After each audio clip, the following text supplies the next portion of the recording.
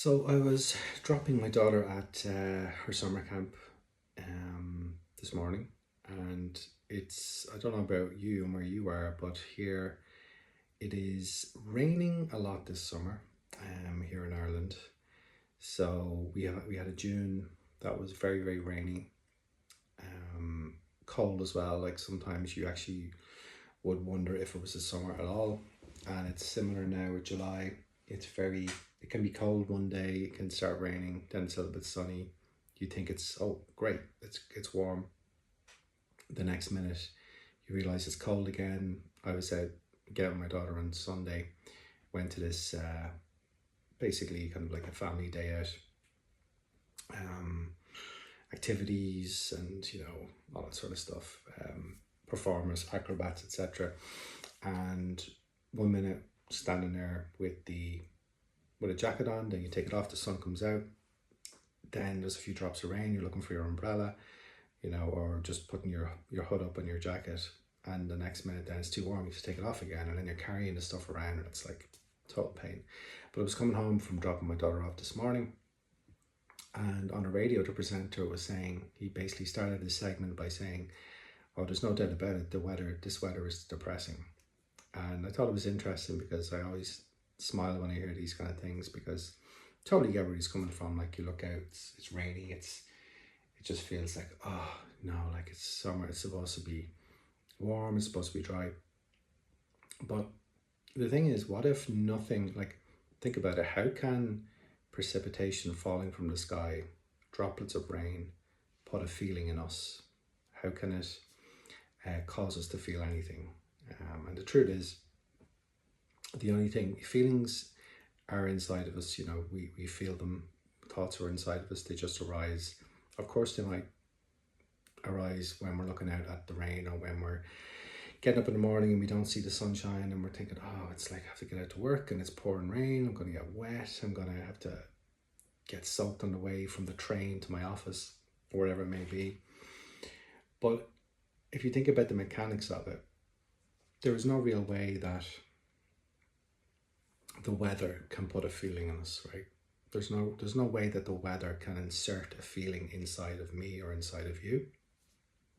It's really, feelings come up and they're not ours, right? So you can observe a feeling, you can observe a thought. You are the one observing it, you are the one perceiving it.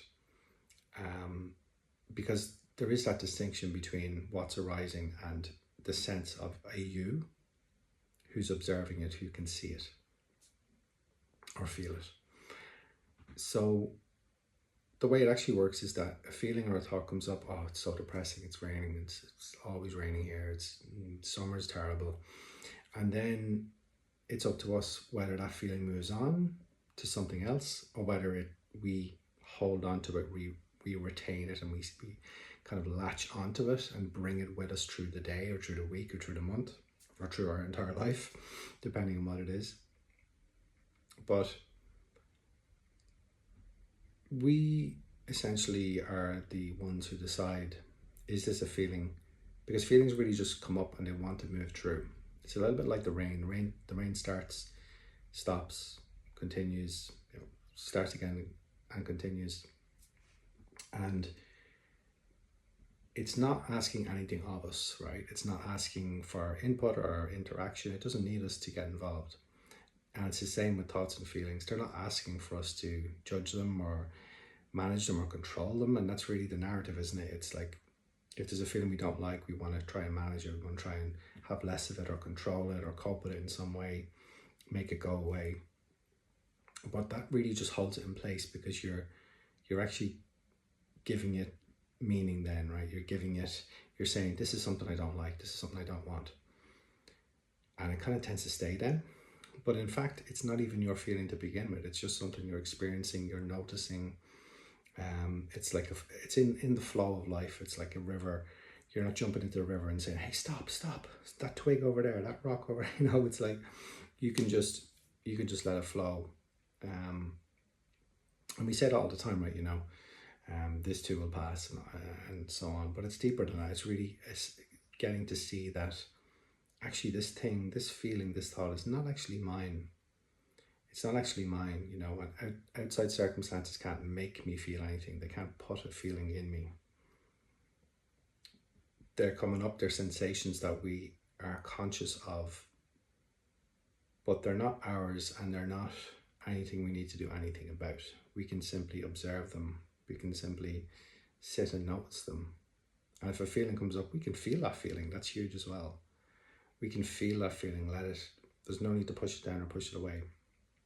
We can simply feel that feeling and let it do its thing, and let any thought, any feeling just do its thing. Just be where it is, let it do what it's going to do. It's going to do what it's going to do anyway.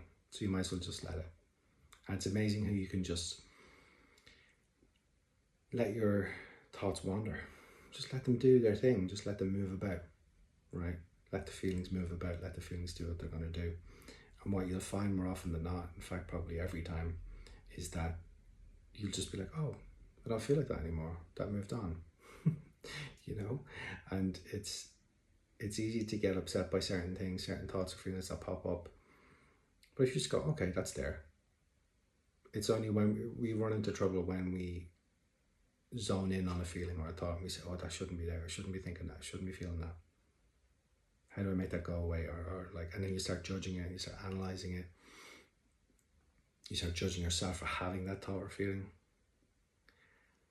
And there's no need. There's no need for that, because you are absolutely 100% free to just let that feeling or thought do what it's going to do. Don't need to get involved. You don't need to manage it. You don't need to control it. Thoughts and feelings, I don't think they can be controlled anyway. You let me know what you think in the comments. I'd love to hear your comments, by the way. But to wrap up, a few things. No outside circumstances can put a feeling in us. We don't need to do anything about thoughts and feelings.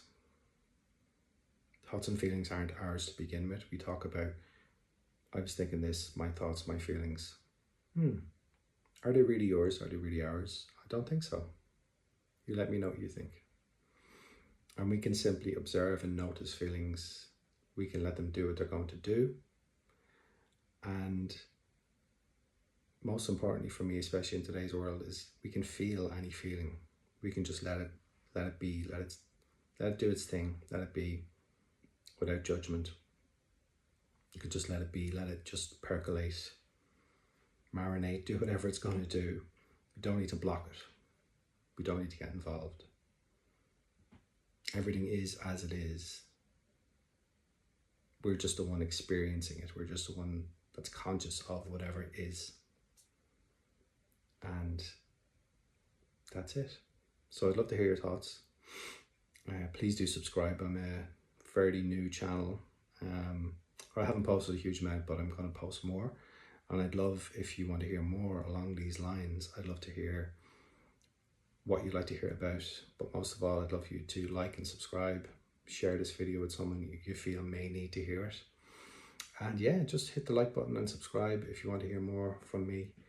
And I'm totally open to your topic ideas too. So with that, I'll say all the best. Hope you have a wonderful day, and bye bye.